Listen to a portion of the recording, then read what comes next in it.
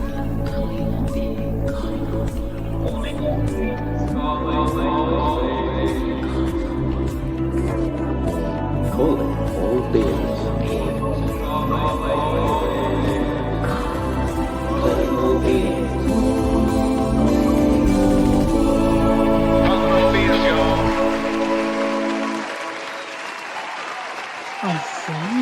Hello, welcome back to Calling All Beings.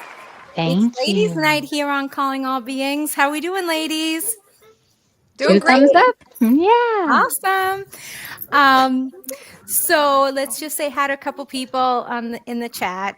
We have Lulu Bell, my good friend who was outside of court. We got Jules, our mod. All right. Let's do the damn thing, as DJ says. So today we wanted to talk about the Amy Bradley story. This kind of came about because, we saw the documentary. I had reached out to Grace, and we just were kind of DMing back and forth. And I said, "Wow, I'm a little bit freaked out about this because I myself, as a teenager, have been on a cruise, and most recently, a few years ago, I was on a cruise with my teenage daughter." So we kind of said, "Oh, wow, I wonder if we could, think of something, I think this will be a good topic of conversation as it relates to Amy Bradley and going on a cruise with her family." She was there with her mom, her dad, and brother. And, like any young 20-something-year-old, they're out there having a great time, wanting to have fun. And the parents, the father, before he left that area, had said goodbye to her, like goodbye. He was checking in on the kids, and you just assume they're going to be safe. Like, you don't assume nothing's going to go wrong. And while these things I do think are rare, there's always the possibility. And us parents have to, kind of weigh all this out. So to get started, I thought we could go around the room and just kind of let us know your age and how many kids you have. So I'll start. I am 47 and I have 2 children, a boy and a girl. Meredith? I'm 35 and I have 1 daughter who's 15. Awesome. Mr. I am 55, going to be 56 in November, and I have 1 son who is going to be 24 in a little more than a week. Oh, nice. Awesome. Wow. Nan? I am 49 and I have 2 children, a 12-year-old daughter and a 10-year-old son. Awesome. And I am 45 and I have a daughter who just turned 19 yesterday, and I have a son who is 3. So nice big age gap. That's a big age gap. Mm-hmm. Yeah, we adopted him just recently from foster care. So yeah. Oh, nice. Now I'm like the old mom. I used to be the young mom, and now I'm like, I've always been the old mom, it feels like. So yeah, my kids are 19 and 31. So yeah, I get the age gap. Yes, you do. So we'll go around the room again. So let's take 2 questions on. Where were you living in 1998? And in one word, describe yourself at age of 23. If you could say one word that would describe yourself at age 23. So I was living in Somerville, Massachusetts. And if I could describe myself, I would say determined. Meredith? So sorry, you said 1998 where we were living? Yes. In Milton. I was 8 years old, so living at home with my parents in Milton. But at 23, I would say busy. I was finishing up grad school and going right into starting a new job as a CPA, all while with a toddler who was 3. So yeah. Wow. Misdemeanor. in 98, I was living in Michigan, and if I had to describe myself at 23 in one word, I would say adventurous. Ooh, that's a good one. Hey, what are we doing? Yeah, I haven't done that before. Let's go. Nice. All right. By the way, Meredith, I hate you a little bit for saying you were 8 years old, but that's okay. All Not right. as much as I do. It's all with love. So in 1998, I was just starting law school. So I was living in Wow. Manhattan. And if I were to describe myself, and I was right around that age. I think I was right around um, her age, now that we're talking about this case. But at 23, I would describe myself as overly ambitious and a little crazy for going to law school. I still hold those emotions, but definitely overly ambitious and frightened at the amount of coursework I had to do at the time. Yeah. But probably ready to conquer it all, right?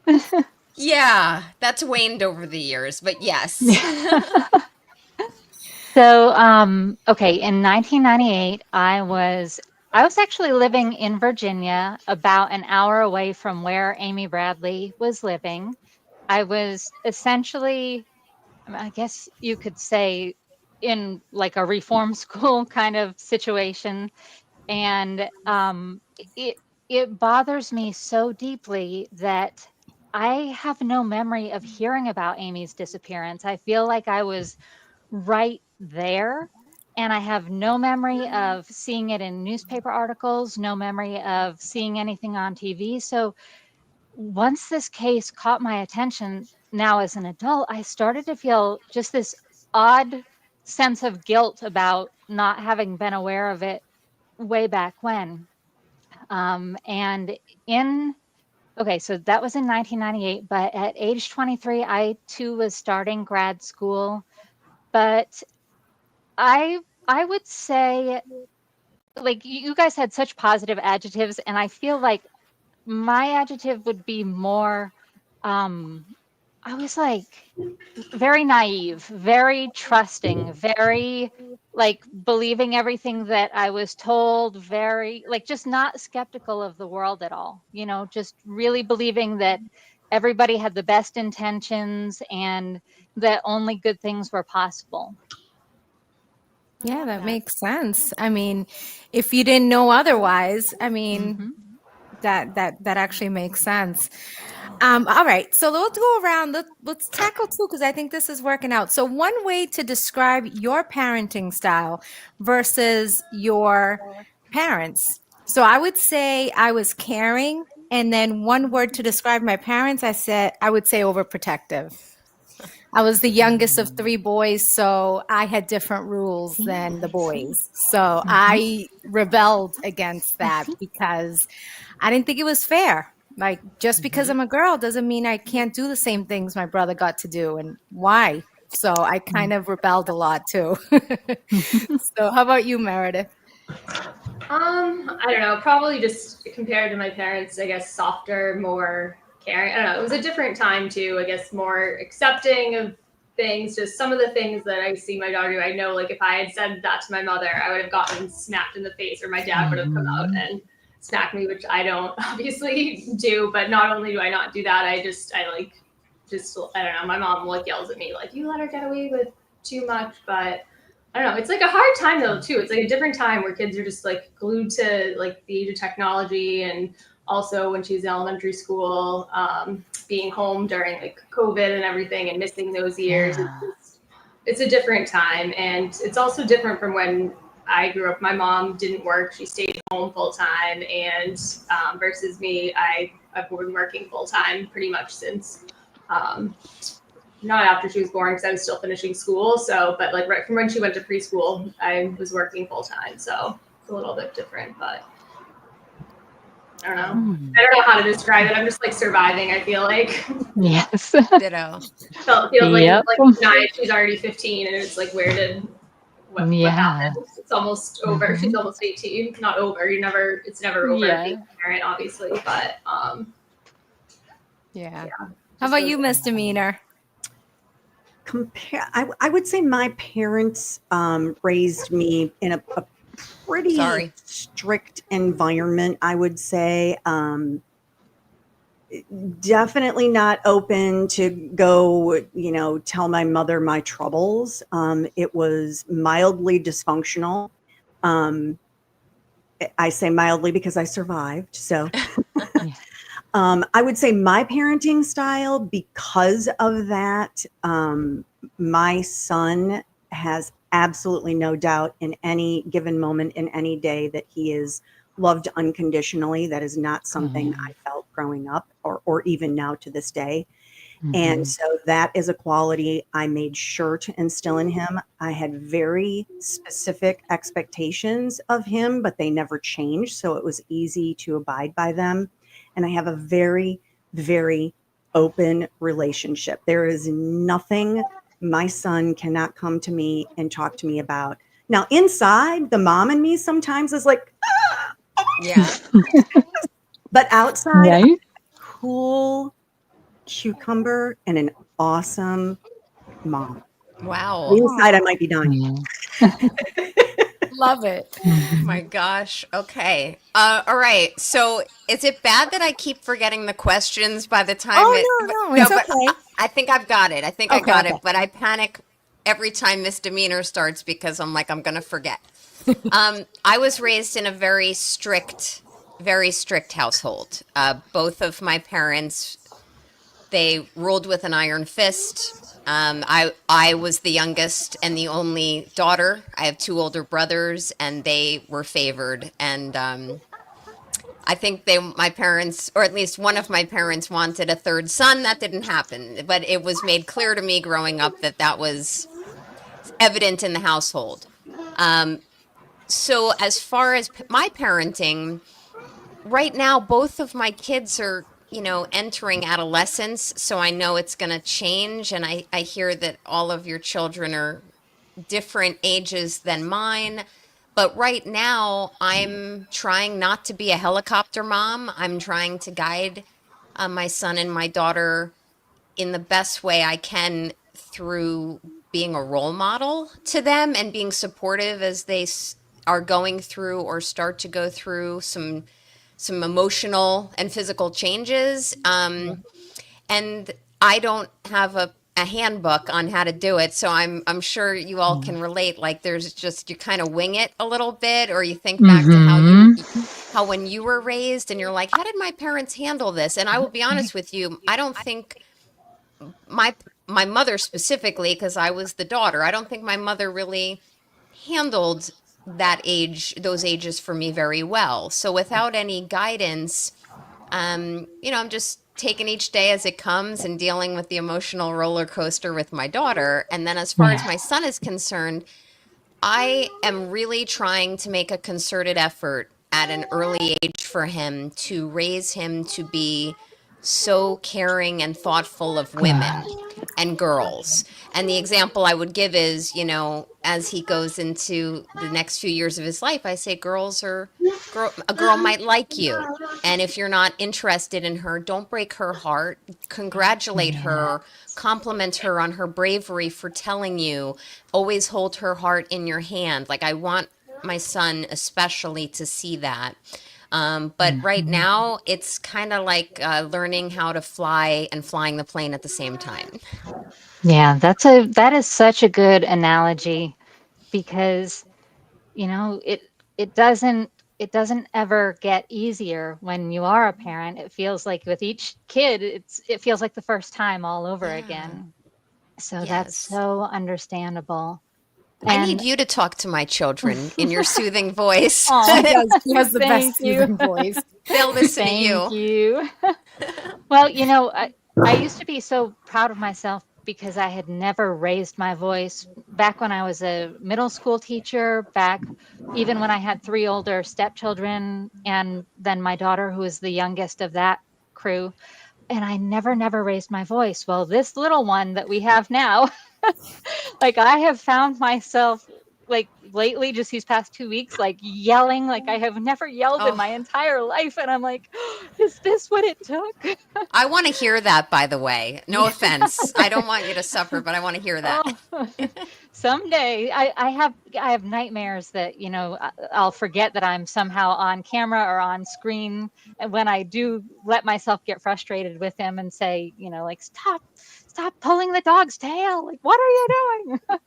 Yeah. So, but my parents, like a lot of yours, were like strict, but like you had said, misdemeanor, dysfunctional. Like they were overly strict, but also I would say like neglectful, like just kind of checked out.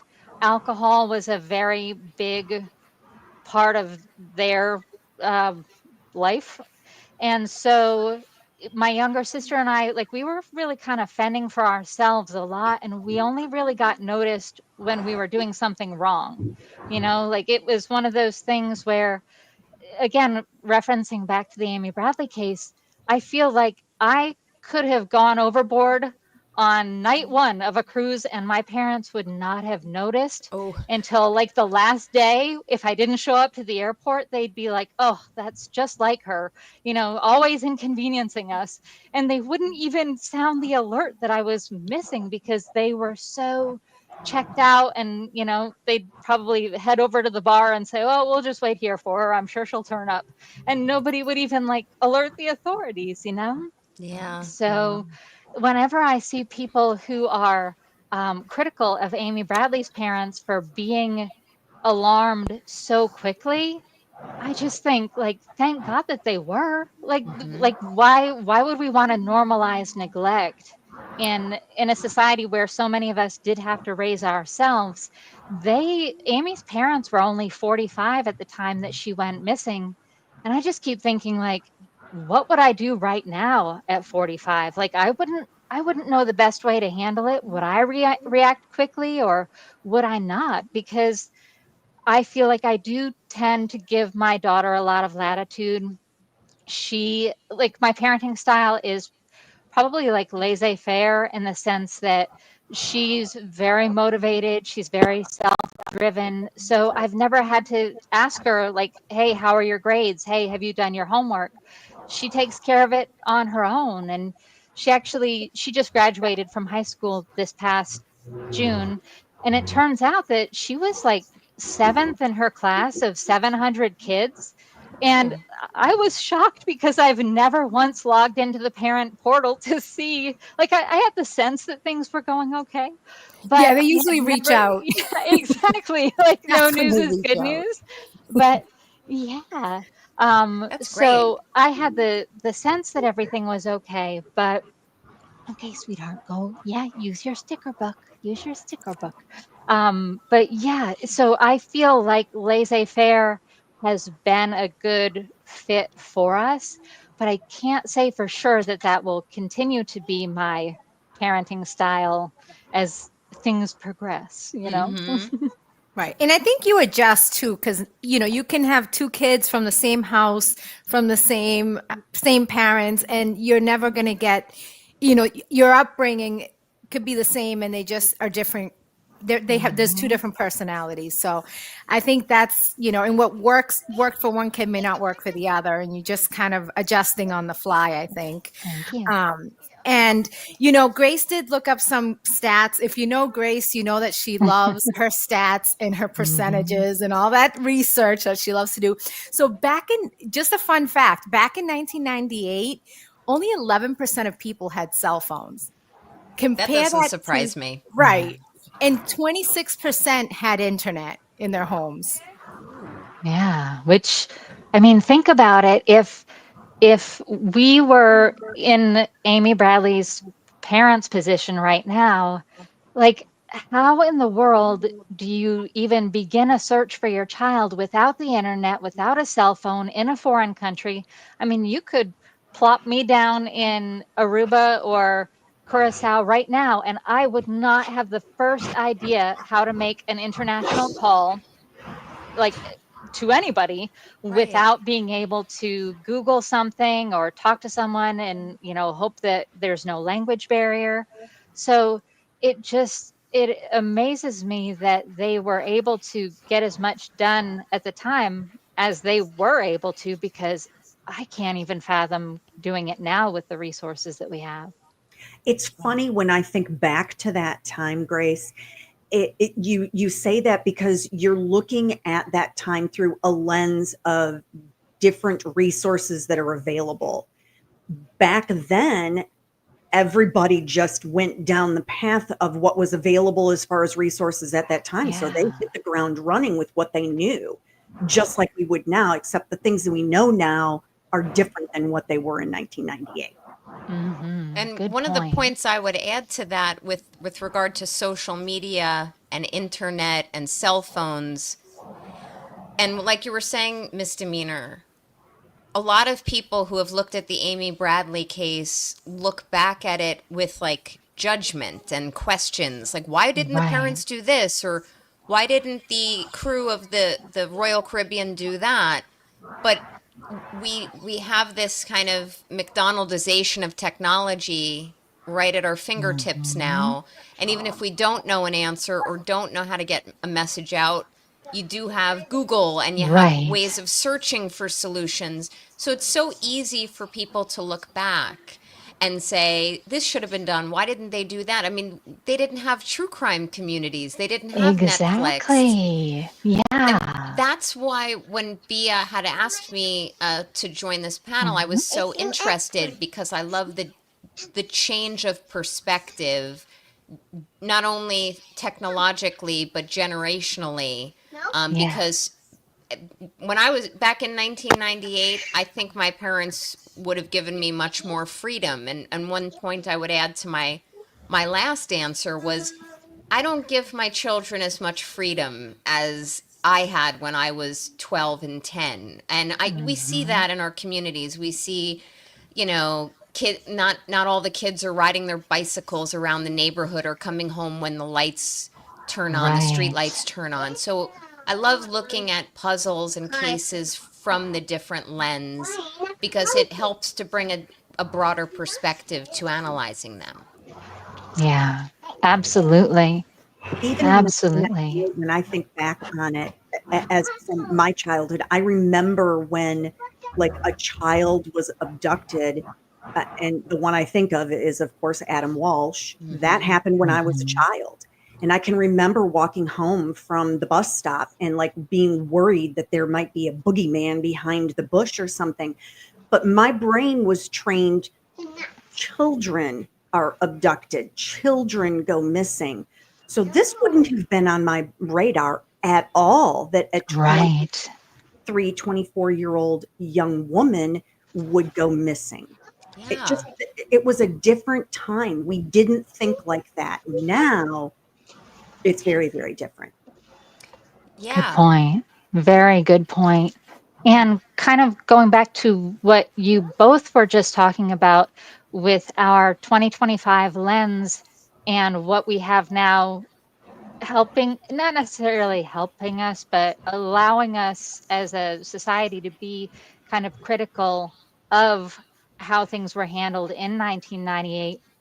I've noticed that a lot of the most critical voices about the Royal Caribbean situation and the Bradley family, it's coming from like Reddit and Hmm. Twitter, which are both very densely populated with a generation that's slightly younger than us. Like they weren't even born yet. Like I think almost 70% of the people on Twitter weren't even born at the time that Amy actually disappeared. So it's easy to see why they're so like why there is that disconnect of not realizing that 1998 was such a different, like a culturally different time for all of us as as a community. Yeah, That's a freaky thought. That is a it Yeah. really is. freaky thought. Right. Yeah. I know. What do you Yeah. think, Meredith, when you think about the Twitter aspect of it? I mean, honestly, I haven't seen much about this case on Twitter except for this guy, James Renner, who has been like going off the handle about it, like attacking Brad Bradley and trying to turn it into this whole political thing about her parents, like not accepting her being gay and all this stuff. And Right. that guy, I'm kind of disappointed because on the Maura Murray case, I actually like agreed with his take that the boyfriend is involved, but he's like he likes like being like the villain in all these cases because that's like an unpopular take in the Maura Murray situation. He's the plebin. Like yeah, he just like likes coming in and stirring up. He's been posting stuff recently about like Karen Reed too, about like I can think Karen Reed's free, but Turtle Boy is guilty of witness intimidation and stuff, and was I don't know, and like now I heard about him getting involved in this case too, and like attacking Brad and everything, which I don't know. That's really the only like kind of hate close to Well, I wouldn't call it hate, but close to hate that I've seen involved in this, where it's coming from that one guy, James Renner. That's such a good point, though, because I think that exact topic is where a lot of the hate and criticism is coming from. Like, there's this kind of accusation that the family wasn't accepting of her sexual orientation, and a lot of people were like, yeah, I was stunned to find out that that she was bisexual or gay or whatever from this Netflix documentary. And I just keep thinking, like, really? Because when was the last time that you saw a missing poster that had someone's sexual orientation on it? And Right.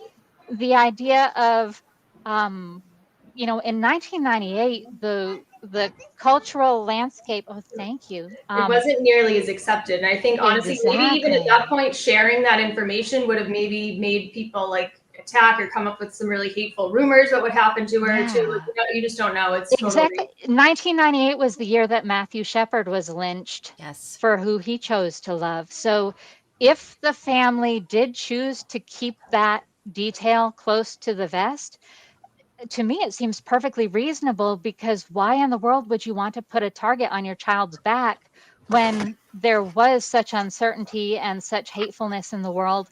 Plus, I only just found this out last week. Did you guys know that homosexuality is actually criminalized in many of the Caribbean islands? Oh, I did not know So, that. yeah, with, I think, there's a chart somewhere floating around, but I think 11 or 12 different islands and nations down there have criminalized homosexuality to the point where you can spend up to 10 years in jail if you are caught being gay, I guess. Oh my So God. again, like, when you like factor that in, it becomes another reason why, if her parents were aware of this, they may have been reluctant to speak out. But I feel like, in a way, thank you, sweetheart. I feel like, in a way, it also could have put a target on Amy's back, because if she was indeed kidnapped and trafficked, the people who were viewing her could have viewed her through a lens of, well, she's already a criminal. Like she's all kind of the way that, somebody might say, well, they're already a thief. Well, they're already, whatever. Like, they may be looking at it through a lens of, she's already disregarding the law, and therefore they may have perceived things differently culturally than we would have at the time. Thank you, sweetie. But I doubt when she was dancing with Yellow that was even a topic of conversation either. I You know kind what of I mean? wonder if she was making him, like, go away, like, I'm not interested in you, kind of thing. Right. But I mean, in all the angles that we saw, I mean, they were just dancing together. And at the end of the day, obviously I feel like who you choose to love you went missing. Like she should have gotten the same amount of resources that were available regardless of whatever was going on. Which, that's crazy. But yeah, and is that currently still the same, or are you talking back to 98? Is it still actually, in a number of the countries, it is still a concern. It is still criminalized. In 2023, a number of the islands who are kind of like grouped together under the same like Eastern Caribbean United Nations of whatever, there seems to be some sort of law scaling that back. But in several of the other countries, it is to this day illegal to be homosexual, which is just, it's wild to me because growing up at the time that we did, I feel like, in the era of like the military doing the don't ask, don't tell laws and that kind of thing, I feel like people of our generation were just taught like sexual orientation is a private topic. It's somebody else's business. Don't judge, don't ask, don't tell, don't make it your business to know. Like, and I feel like that was our way of respecting homosexuality.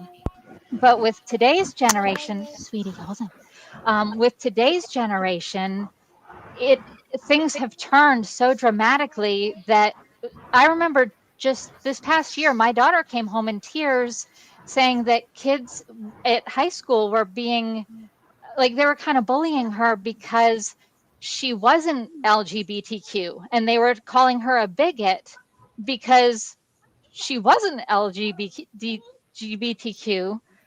I was like, I'm sorry, what? Like, what? Mm-hmm. And I tried to, I mean, like, it's a conversation I never thought that we'd have.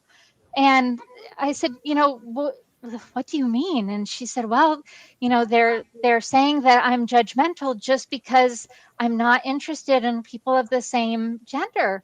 And they're saying that I should be open to, liking people of all genders and blah, blah, blah. And I said, sweetheart, it is okay to treat it like college. Just be undeclared.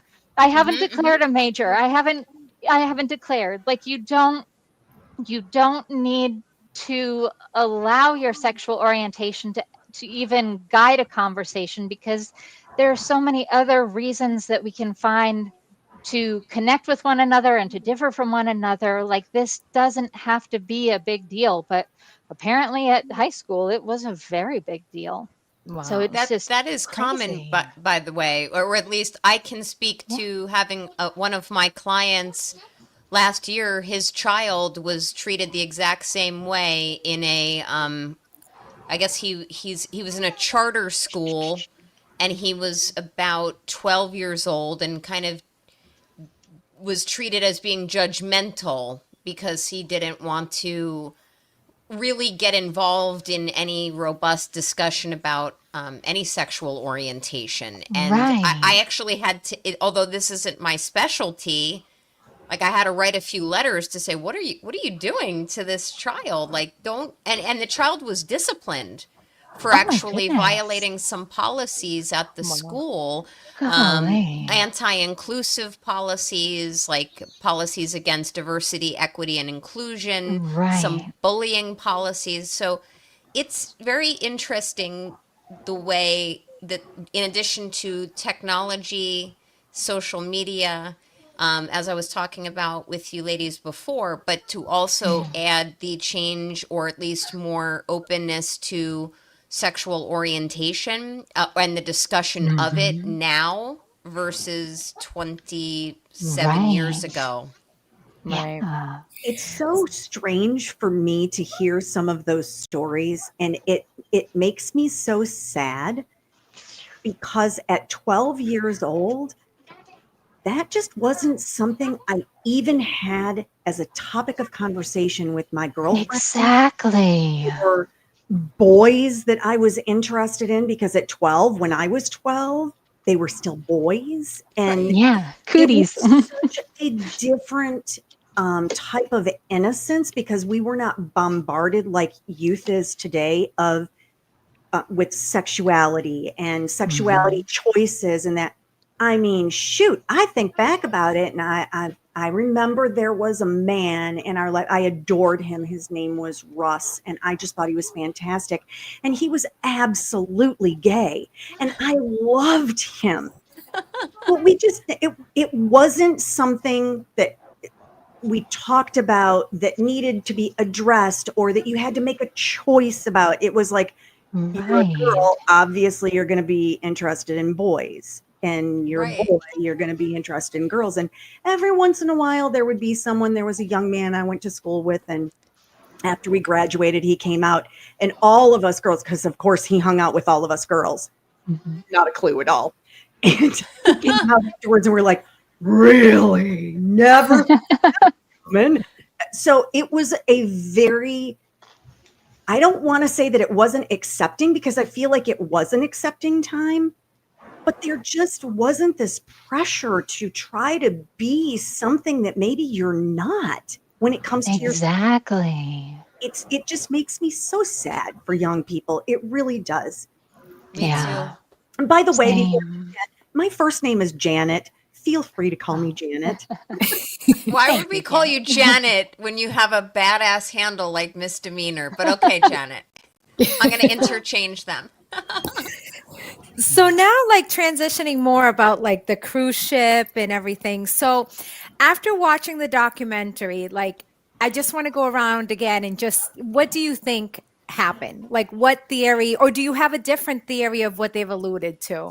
I'll start. I do believe that she did not fall off. I do believe somehow in a music instrument, somehow she was taken off the boat and when they were docked and the rest, I think everything, the sightings that were, that there's been, just the things that she said to say that I'm given her name, I'm Amy, and then mentioned her state, like just certain Right. details. I think that's something that if somebody was trying to impersonate her, I just don't see it. What about you, Meredith?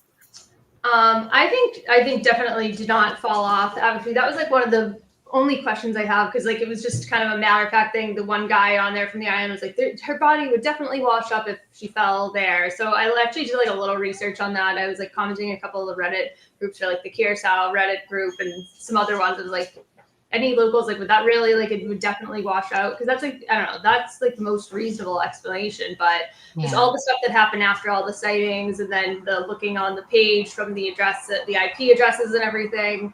I think definitely she was taken. Whether or not she's still alive, I don't know. But I don't know. Now would be I feel like in the next year or so would be the time because a lot of people didn't know about it then. Now so many more people do that could come forward with information.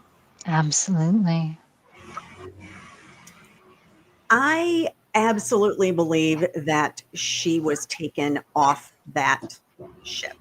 I believe that Yellow was involved in it, and possibly additional individuals that were part of the crew were involved in it. I absolutely, in my heart of hearts, believe that she was put into a trafficking environment. And I think that enough time went by that for survival, she adapted to the environment she's in. And I think she is alive and well and just unable to extricate herself Yeah. from this insane environment that she was thrust into. I really truly believe that. I've run a lot of scenarios through my head, but I feel like at 23, 24 years old, it's and someone having that has experience with blocking out trauma, I think it's possible that she may not remember much about who she was before she was trafficked.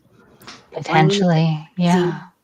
Organs. So To protect that's my take. herself. Yeah. Interesting. Hmm. I can go different ways on this. When I first learned of the case, which was many, many years ago, I was convinced that she was. I don't want to say. I know there's YouTube words you can't say. That she was emmed Yes. and removed from the ship either in an instrument or some type of cargo case. And I didn't really officially know who did it, but I strongly suspected Yellow, just because he seemed to fit the crazy suspect category for me. But Yeah. but since I first heard about the case, and now that as part of my law practice I study and educate on human trafficking, which in my practice, which is healthcare law, and I have my clientele are physicians. human trafficking is actually a very prevalent problem in healthcare because a healthcare provider is statistically very, very highly inclined to cross paths with someone who has been or in the process of being human trafficked because usually there's an injury or there's medical care that's needed, and the captor, for lack of a better word, will take the human trafficked victim to a healthcare provider for treatment and usually kind of stands right next to them and over controls an examination. Since I've had to study more over the years about human trafficking and knowing very little but a little bit about just how things work in the Caribbean with some of the shady practices going on, plus her sexuality issues, and I don't mean that in a bad way. I've wondered if this was more of a trafficking scenario, and if she had some type of value in that market then, not only because of her gender and her age, but because of her sexual orientation. I don't know. I could go either way. So, ladies, feel free to Yeah. convince me. How about you, Grace? What do you think? I I tend to believe that she was trafficked mostly out of exclusion of the idea of her jumping off the boat or being pushed off the boat or even accidentally falling. Like to me, those possibilities are not they're just not feasible.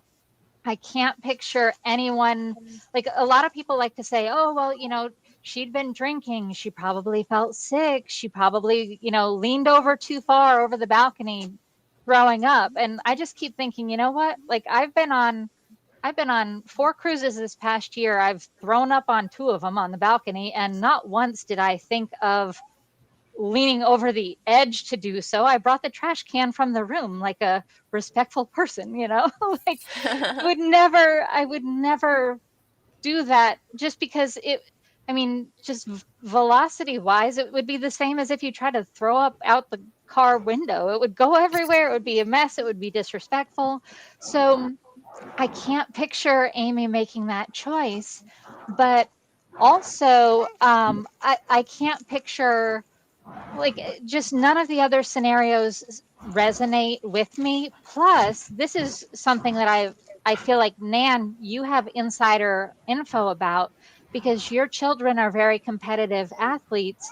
When people tried to say that, oh, her family was ostracizing her because of her sexual orientation, and she probably was so hopeless that she thought about ending it all. And I just keep thinking, no, this girl, she was an athlete. Athletes, as like we know that exercise is good for the body, but it's good for the mind. So she had that protective factor against depression. She had that resiliency.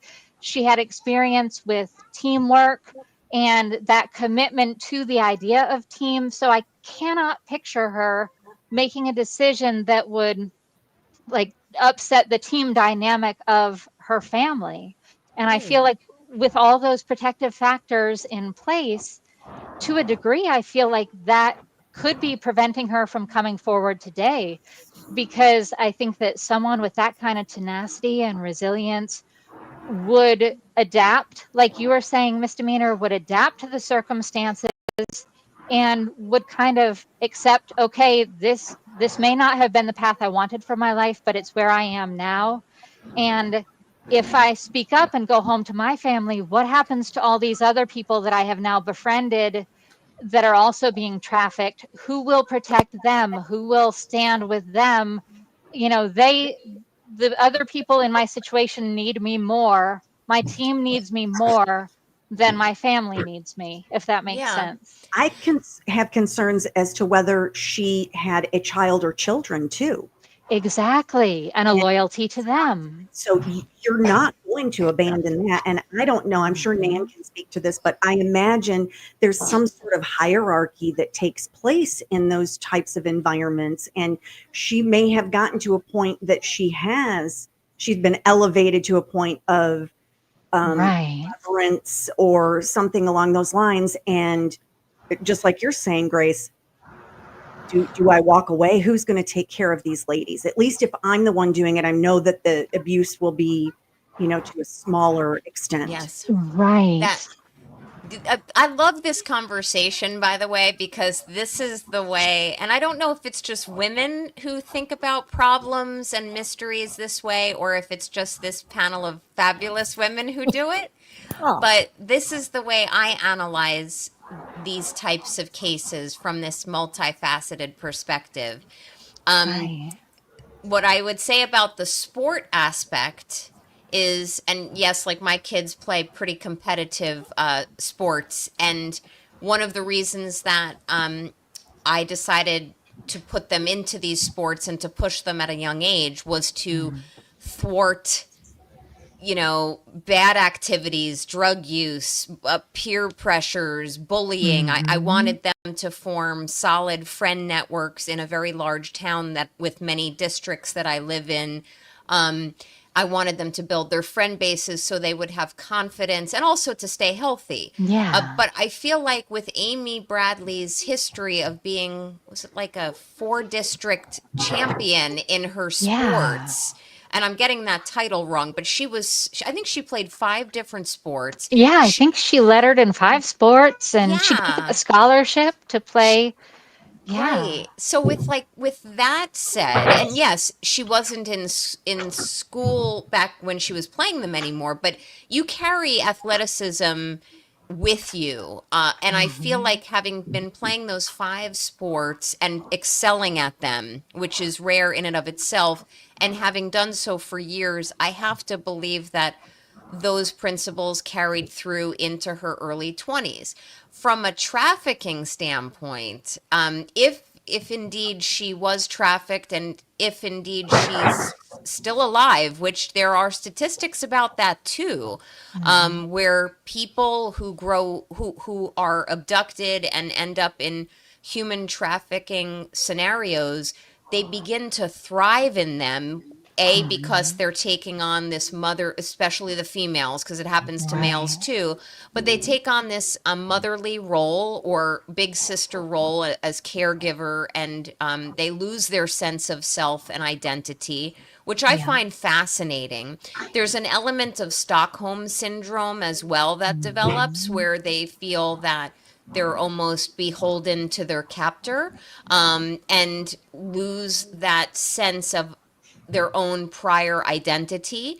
That very well, and I mean, it is speculation, but that very well may be true, because if what I have been just reading from different sources and watching on documentaries and podcasts is true, Amy was facing not only the kind of temporal challenges to being either a homosexual female or a bisexual female or something on that spectrum or in between. Right. If there was parental stress on her or disappointment that may very well have developed once she came out to her parents and family. And I mean no judgment of her family when I say that. I don't know if she was in a position where she didn't want to go back, if she was facing her own problems with her parents and maybe judgment that they were giving to her. Also, I know from what I was viewing and watching over the recent weeks that she had some relationship strife. And, she had not only do I feel she might have been struggling with her sexuality or romantic relationships in female to female relationships, and one with an alleged boyfriend, but also one girl in particular, I think her name was Molly, was apparently a very important breakup for her, which Amy herself was the cause of, because she committed some form of infidelity in the relationship that she self-reported and just couldn't seem to get Molly back. And maybe that might have played a role in her not wanting to come back, or because she did want Molly back and Molly did not want to take her back, as I've heard reported, that tells me she was looking forward to coming back from that cruise to reunite with Thank you. her, and therefore something nefarious did have to happen. So there's so many different ways to look at this. Right. Mhm. So this kind of leads me on to my next question to throw out there. And let's go around again. If you were Amy now, would you want to be found? And I would say, I've thought about this a lot.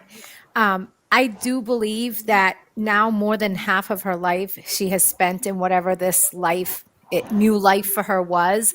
And I also feel that maybe, again, just trying to think it through, that maybe there's a kind of shame that she lives with or has accepted or doesn't want her family.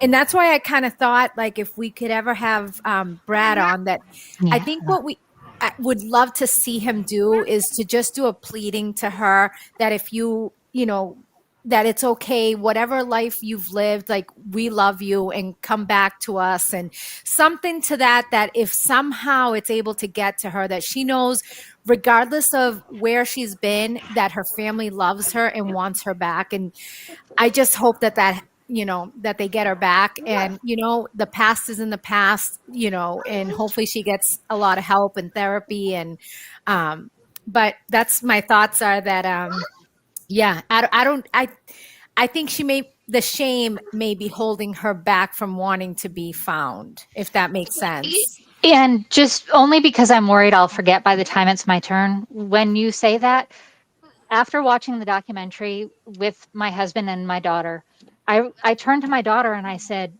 I need you to know there is nothing you can ever do that would make me not love you and welcome you home with open arms. Like, there is no amount of shame you could carry home. There is nothing that could ever change my love for you. And like, I felt such an intense need to communicate that to her in that moment, because like where your mind went, that's where my mind went too. Like, is the burden of shame, because Brene Brown is always talking about how shame shapes our decisions and directions. Could that burden of shame be like self-limiting her from even wanting to come back? So I think it's so important to have those conversations with our kids, to say, I will never be ashamed of you. Nothing that you could do, nothing that could happen to you could ever change my acceptance and love for you. Like, never be afraid to come home. Right. Yeah. Yes. And I think the same holds true for additional scenarios where, parents will tell, and my kids are not of the age where this is concerning me yet, but parents will tell their children, don't drive drunk. Don't be afraid to call me. If you are at a party and you've been drinking or have no way of getting home because the people you're with are drinking and they've got the vehicle, call me. You will not be in trouble. But I anticipate having those conversations, and I have a dear person in my life who was a designated driver the other night for in a scenario just like that. But I can say that shame is a huge motivator for people. And then when you throw in the timeline that this is 1998, this was a sexual orientation. There was a sexual orientation issue involved, whether that Yeah. led to if she was kidnapped or trafficked or anything of the like. But all of that combined is leading me to think that she wouldn't she wouldn't want to return. Every case that I've looked into over the years where there has been a person who has been abducted and then found and returned to the family, while it's a wonderful thing that they've been freed from their captor and return home, and it is wonderful for both the family and loved ones and the victim, I always get a sense of sadness because they're just never the same. And there will always be this feeling, in my opinion, that Right. the the victim of that crime is always going to feel this sense of guilt, like I let myself get abducted, or I didn't come home soon enough, maybe I could have done more, or I feel badly that I let these things happen to me and my parents are going to think less of me.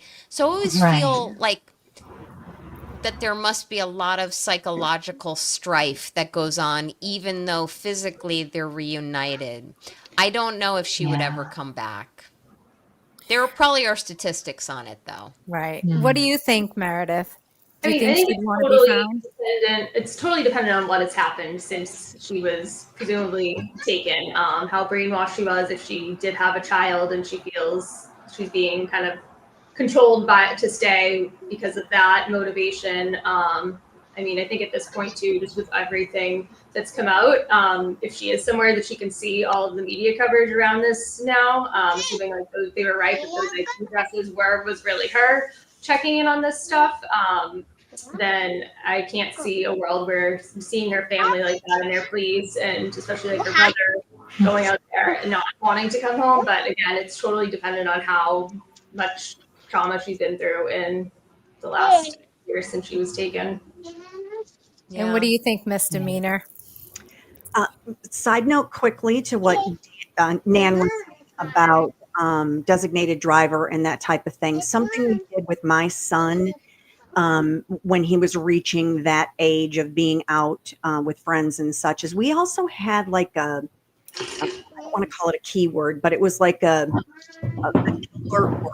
He could call us or text us if he was Yes. in a situation that was not where he would be comfortable. And there were Hmm. situations that my son did indeed contact me, and I feverishly drove to where he was and got him, and he explained what was happening. He said, I didn't want to have any part of it. And I said, that's exactly right. You let me know, what the code word is, and I will call you and tell you there's an emergency at home. I need to come get you right now, and I will cover for you. Because Exactly. it's hard to be in that situation and have the peer pressure. You don't want to be like, I need to call my mom. Right, At right. the same time, Yeah. you don't have the resources to figure out how to get yourself out of that. So I I just need want to have a word with Yeah. you because you sound like you would swoop in and save me if I just had like a duress word. Misdemeanor will come in and save the Mm. day. I have been called Mama Janet many, many times in my life. I love that. But as far as whether she would come back, it's funny because I think about it. And in 1998, when she went missing, she was only 4 years younger than I was at the time. Yeah. So it really kind of hits home for me that I think about it and think, gosh, all of this life that I've made with my husband and my son and, my husband's family and learning his culture and all of that time, I could have been in her situation someplace else. Would I want to give all of that up? That's my comfort. That's what I know. Right. That Right. whether it's dysfunctional, whether it is abusive, whatever the situation is, at least I know it. And I Yes. Right. know what I'm going to go home to. And especially as time goes by, I feel like your perspective is skewed. And so while her parents and her brother would welcome her back with open Yeah. arms, she may not believe that anymore because as the time has progressed, she likely has lost some of that Right. connection and that blinding faith of they will be there. It wanes over Yeah. time, even in the greatest circumstances. And That's such a good point. and with human trafficking, if that's what happened, there's also something that develops depending on the circumstance where the the the victim can develop. It's not only Stockholm syndrome, but it's if they're getting the support and care that they need from the captors, they may find it a more palatable and warm and inviting environment. It's actually really psychologically, like, it'll mess with your brain if you think about that. Yeah. But if things were not all puppies and rainbows on the home front, if she was facing strife or judgment from her parents, then it's quite possible experienced a better, more supportive environment in the company of captors. You just don't know. That's And so then true. she could have a choice that she makes, which is to not return home. I don't know. Well, and imagine what would happen. Imagine if all of the family's efforts right now paid off and she did come home. It would be international news. She would like the news people would want to be interviewing her and asking her so many intimate questions, and Yeah. any privacy that she has carved out for herself would be gone in Good an point. instant. And like I can't even imagine carrying that responsibility, especially with the guilt and the shame that we had talked about, with that idea of potentially blaming herself for, why did I trade my family for this opportunity to see the sunrise from a place that nobody else has ever gotten to see, just something Right. like that. And then to have all of this private pain on blast, and the world feeling as though she owes them some sort of explanation for what all has happened these last 27 years. That alone is enough to make me say, nope, I'm good. I am going to stay right where I am with what I know, where I Right, can kind of because control my own environment. And Right. yeah, in the technology that she left, what she'd be coming to is would be finding herself all over social media, just as simple yeah, as being taken off of a plane. Can you yeah, imagine what that would be like? And all your information, I mean, all her information's, a good amount of it's out there, but because obviously we're trying to spread the word and get her found, but she she would probably be facing like she probably wouldn't be able to leave her house in peace. Like she would just be exactly. like, like on the idea of like a superstar, because that's what she would be dealing with, where Oh, yeah. um and And the can other you thing. imagine, like, the TMZ reporters would be Hmm. shouting, "Amy, how many people did you have to sleep with while you Oh were my being like, God. it would be awful. Have you It would decided be whether you're into awful. men or women? Yeah, Hmm. like all Exactly. awful things. Yes. Yeah. Yeah, the And the armchair sleuths, even in like Gabby Petito's case, armchair sleuths can be a wonderful resource when someone goes missing nowadays. If the right recipe is achieved and it hits the news wire on the social media and mainstream media levels the right way, a lot of people can force multiply and really start to dig in and try to find someone. And I mean, I'm sure you ladies have seen, it can be alarmingly accurate how invasive those efforts yes. can Oh be. gosh, so invasive. Right? But at the same So time, the invasive. converse, as you're discussing, is true, because if she indeed is found, Amy Mhm. Bradley, her life would be completely invaded. It would be the microphones in the face and all of the doxing and all of the really inappropriate questions that one should never have to face. Even I know from behind the scenes, DJ had asked, what about the Elizabeth Smart case, which has some parallels here a little bit to what we're talking about. She returned to her life after having been brazenly abducted from her home. I forget what year that was. I know she was born in 87, but I don't remember what year that was. But now she's an activist. But even to this day, she gets asked the most invasive questions.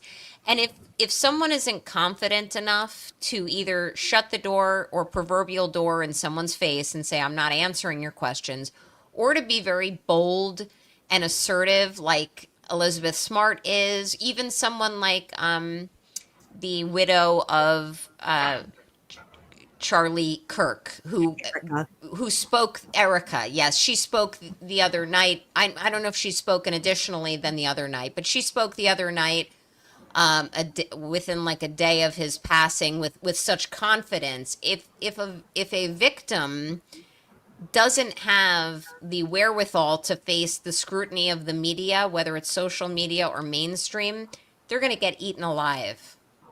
I find this Amy Bradley thing to be. I feel like we can. glean some things from the JC Dugard case, because Yes. she literally had a completely different life in captivity, and she did, parent or mother children while she was being held captive. And so I feel like this missing case with Amy Bradley, there may be some parallels Mm-hmm. that might Yeah. mirror a JC Dugard type of situation. Yes. Mm-hmm. Agreed. Yeah. So, what the next question I'd like to bring up? So, just think of yourselves when you watch Okay. the documentary. Um, how did you like? What made you connect to it? I'll start. So my connection where I was like, oh my God, is 2 years prior, I had done a girls' trip with my daughter. She was 17 at the time. And I remember her saying, Mom, I'm going to go back to the room to get something. And I remember like, here I am, you want to trust your child. She was Mm-hmm. 17, almost an adult, but in the back of my mind, I remember being like, oh, I'll come with you. She's like, Mom, it's fine. Like, I'll be Yeah. fine. I know where the room is. And she just kind of went, and I'm like, well, text me as soon as you get there.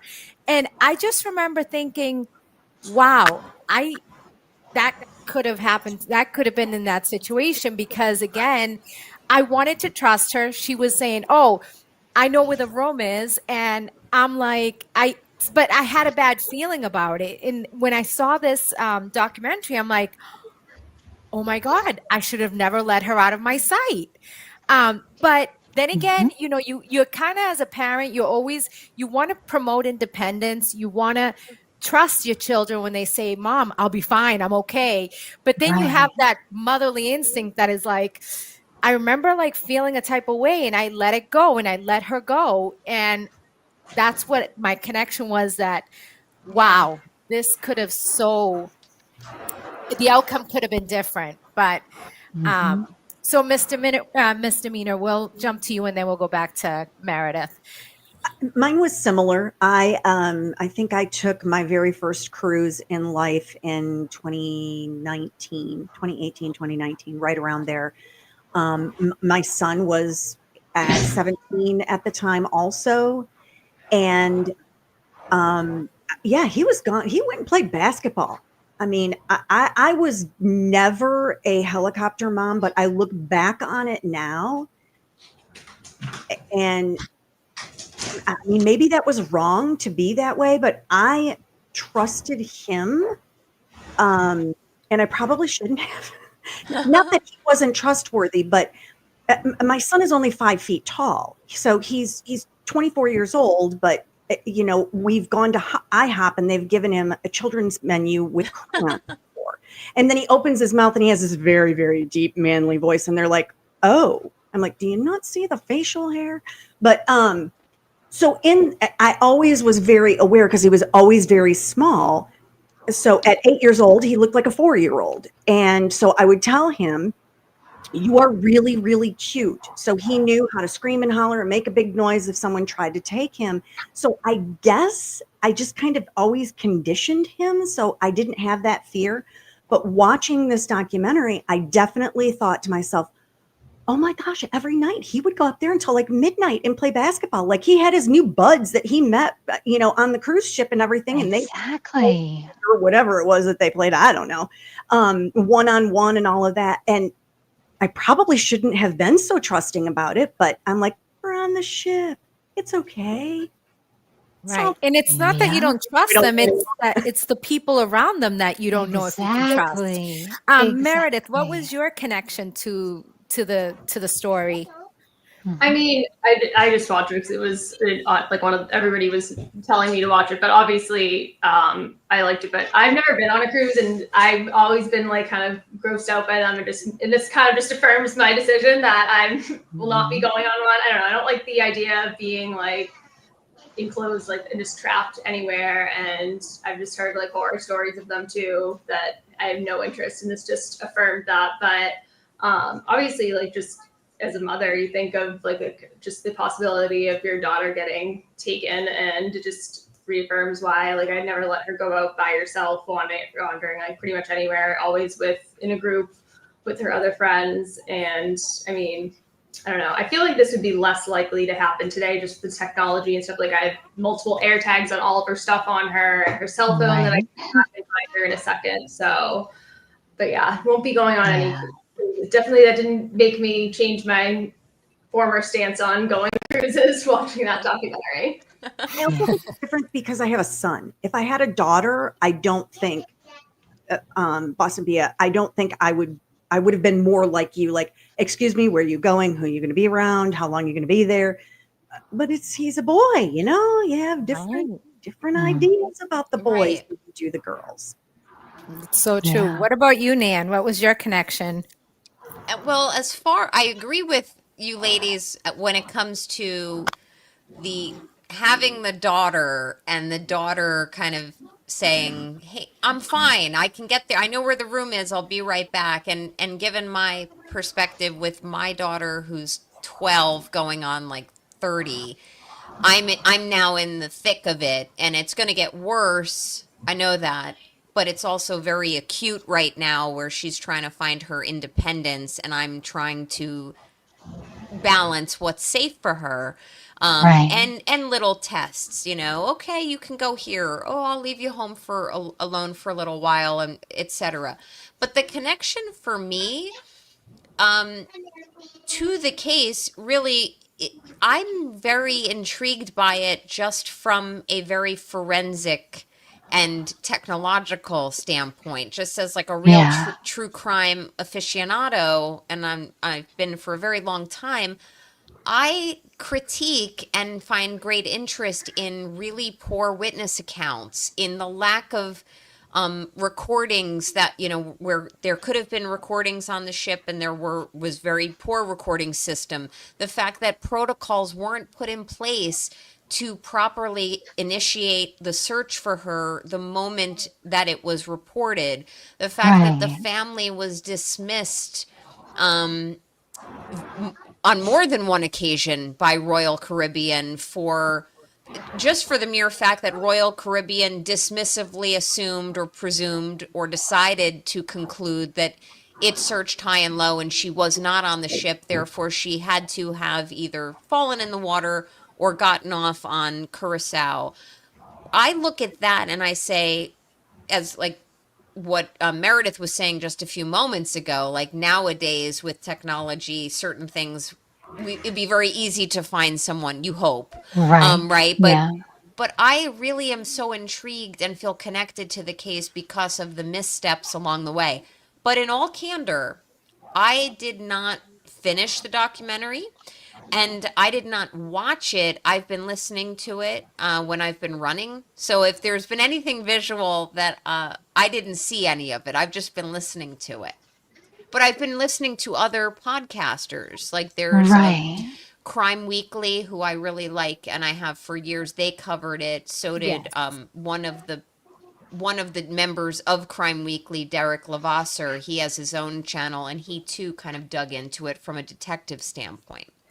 Gotcha. Yeah. How about you, Grace? I think you and I kind of were on a similar path here. Yeah, similar trajectory because we've cruised more recently with our kids and oh gosh, it was watching the documentary really it frightened me so much for my daughter because she has terrible instincts when it comes to stranger danger, and she always has, and she gets it from me. I mean, like literally, it would be so easy, even tomorrow, to kidnap me because all that would need to happen is for someone to say, "Did you hear that? It sounds like a baby crying. Did you hear that? It sounds like someone needs help. Did you eat?" Like, and I'd be like, "Let's go." Like, Right. let's go help whoever needs help. Come on. And I know that like God, I was so stressed when my daughter was in high school worrying about active shooter situations because she would be the first one to get shot because she would say, "Guys, I think this person just needs a friend. Like, let me go out and talk to them. They might need a hug. Like, I really think we can talk them out of it. Everything will be fine." And it's like, no, no. And so it was such an awakening moment for me to have the conversations with her of like, hey, we need to remember the world is not as safe of a place as we sometimes allow ourselves to believe. We need to be aware. We need to ask questions because sometimes I wonder, you know, did did Amy bump into Yellow and he said, "Oh, I just saw your dad. He says it's cool if you come hang out with me and the rest of the crew." Like, would she have believed him? Would she, because by then Yellow was aware of Brad, he was aware of the family dynamic. How easy would it be to say, "Oh yeah, I cleared it with them. I gave them my pager number. I told them we'd meet up with them later on the island. They're cool with it. Let's go." Like, would she have been someone who would have said, "Okay"? Because I think I would have. I mean, I really think that at age 23, I probably would have been like, "Okay, great. Let's go. Let's do this." So, I just think that for me, I just keep visualizing myself in Amy's position and then trying to visualize myself in her parents' position and just wondering, like, realistically, what could have prevented this? And because we can't say to ourselves, "Oh, that was 1998. It could never happen now." We need to carry the awareness with us. Yes. And so that's the conversation that we've been having here at my house is like, okay, we need to be more mindful from here on out. Buddy system, having a plan, communicating the plan, confirming I will never send someone else to give you a message. Mm-hmm. Wait and hear it from me, check back from me. I will never send a proxy to relay anything. Just having those important conversations that do start when our kids are in preschool, and then we just kind of like we think, "Oh, we Yeah. covered it." Stranger danger, we all know it's bad. Like, Yeah, but and reinforcing it's, it too throughout yeah, the just years, not just keeping the conversation. The cats. They just knocked over a big thing of like little like plastic pumpkins for that I've taken out. They've been You like didn't. they've been You like didn't running even around and getting flinch. into things this whole time. They're All sorry, right. I Wow. was to mute it. No problem. So the last question I have for us, if you were Iva in Ron and Iva's shoes in 1998, would you have gotten off the boat? Would you have stayed on the boat? Would you have gotten off? Would you have sent maybe the husband off the boat, the mom on the boat? Would you have split up? Like, do you think it was the right decision to get off the boat knowing you last saw her on the boat? I'm going to answer my own question, say that is a tough one Yeah. because Yeah. I can see it going both ways. So I think I potentially would have stayed on the boat because that's where I last saw her. And I would be trying to retrace the steps. What about you, Meredith? What do you think you would do?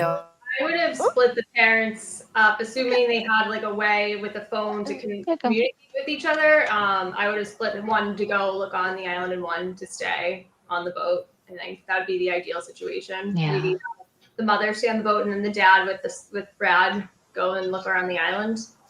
That's probably what I would have done. Yeah. I think I would have gotten off the boat and stayed in Curacao. I don't think we would have split because here's the deal. If she's on the ship, she's going to be found by somebody at some point. But if I can be in the port where we last were and we think that she could be in that area, or in my case, my son could be in that area, I'm staying where I think he is. And it would have killed me to get on a plane and come back to the States without my son, because in my mind, that would feel like I was giving up. Yes. Good point. Man, I probably would do what Meredith would do, try to divide and conquer. Although I'm strongly leaning towards staying on that boat. But if you have enough people in your party to effectively cover two areas, then I guess that's optimal. But once that forensic analyst that I think exists inside of me always says, don't leave like you were saying, Bia, that's where I last saw my child. I don't think I want to leave the boat. Very difficult decision to do. I don't know. It is a hard one. I think about this all the time. And yeah, okay, just a minute, sweetheart. Um, because each recreation that we've seen of the circumstance shows Ron and Iva trying to be so assertive to the ship's crew and staff in a way that is so convinced and so courageous. And I even wonder if I would have that ability to speak out, because I tend to be much not necessarily more passive, but just not assertive and not confident in being assertive. So, like, I can't picture myself being willing to confront authority in that way. Um, I can't even picture myself shouting Amy's name, but I do think that my first reflex would be to try to enlist everyone else around me. Like, this is a photo of my child, which, by the way, without cell phones, like, thank God they had the photo lab on the boat, Hmm. because I mean, we take it for granted now that we have tons and tons of photos of our kids and exactly what they're wearing, but to try to remember what they're wearing, I think I'd be dragging Brad around with me saying, have you seen his sister? She looks exactly like Right. him. And then just trying to get everyone else to, like, stay on the ship, like saying, please help me by staying on the ship. Please help me by spreading the word. Refuse to get off the boat right now. And just like trying to communicate that way. But I think if I had to get off the ship, I would probably say, could I at least stand on the dock and look at every single face going by? Like, would you at least let me off first so that our family can post ourselves up and just watch and watch and watch before I could ever feel confident enough to get back on the ship, Right. believing that, okay, I feel like she's probably still on here, if I didn't see her with my very own eyes to know that she was off. You're so Right. sweet, Yeah. Grace, But that I you think around that time they had already started getting off the Yeah, ship. So you might have already missed a few, exactly. and you know how it is. It's Yep. literally chaos trying to get off, off the ship. But Yep. yeah, I think it's definitely, I think they did what obviously, what they thought was best. And, we're not here to criticize that. I just, I was just wondering if you were faced with that, which way would you go? Because I've thought about it. I'm like, I don't know, because that ship was leaving when when it was like 6 o'clock. Yep. That thing was taken off, and then you were leaving your, say your husband and your, whoever behind. Yeah. Like, I think that could be scary because of all the emotions. They're both there. There's going to be no communication, and Exactly. you are going to the next island, and how are you going to communicate with your husband and even know if Yeah. they're found? Like, how could they have communicated? That's its Yeah. own other thing. Yep. So yeah, very interesting. And I think, at the end of the day, as mothers, we try to do the best we can. It's definitely good to listen to other parents and how they handle things, but ultimately you have to follow your gut. And, there's no book on how to deal with teenagers. And, you Yep. just, hope and pray that, you've taught them well, and, they know to check in. I know, like Meredith said, has all her Apple tags. I mean, I've never Yep. tracked I've never done Life 360 with my kids. It's Wow. not something, yeah. So we just have, like, I tell my son's 31, so he's doing his own thing, but I just Yeah. say, like, if you're going, she drives into Boston a lot, and I'm like, just let me know when you get there, or I'll call, like, and if I don't get a hold of her, I'm Yeah. calling her boyfriend. Like, if I don't get a hold of the boyfriend, I'm going to call the mom. So just call Hmm. me and let me know. And that way, we're good. Because I just want Yeah. to know you got there safe, especially when we're talking about they're out there driving Right. on the highway. Like, scary, Hmm. scary location times. service is nuts. Yeah. So yeah, my son will travel to another state, and I'm checking location services. If he doesn't move, I'm like, Was he on the side of the road? Is there something wrong with the car? Yep. Should I call him? Oh, no, it's updating now. Okay, we're all good. Yep. And he doesn't But care. He's like, no, Mom, it's fine. You can check anytime you want. I don't have anything Aw. to hide. I'm like, oh, that's good. See, I feel like my daughter would have been so rebellious if I tried. I have to tell you a quick story. When she got her car, I thought I was slick. I went and bought an air tag and put it in the trunk.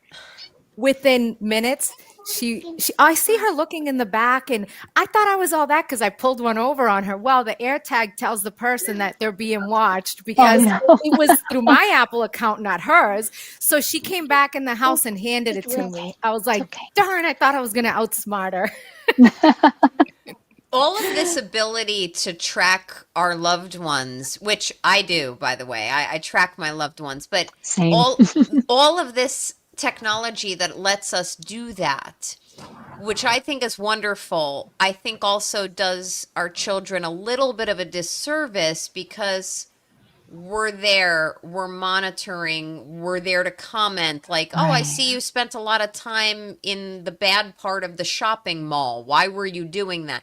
Like I want my children to reach those conclusions on their own without parental inquiry and analysis. So that's Right. probably not the best example of it, but sometimes children, in my opinion, kind of feel like, well, you know what, mom or dad are always going to be watching anyway, so I'll be just fine. Like That's a good point.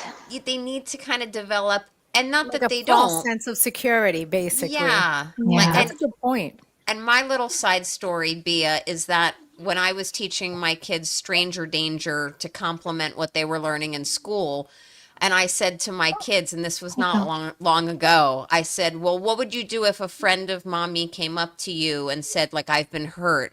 And they both looked me in the face and said, you don't have any friends. So I was like, what? They're making fun of my social life.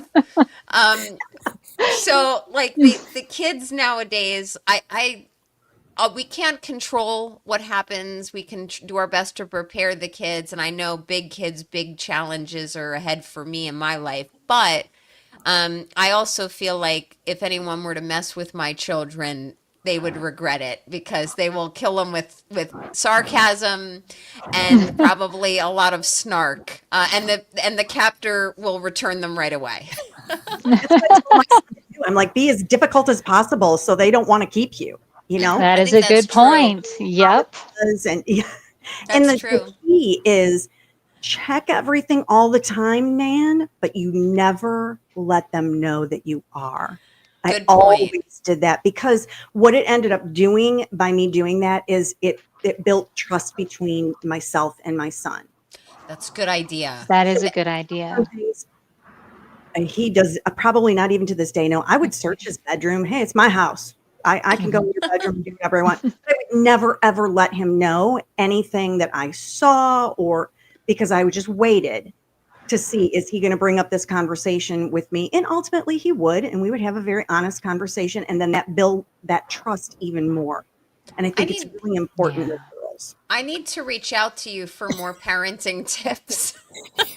We're going to need a book. We yeah. need a book. Yes. Well, thank you so much, ladies. I know we're coming up.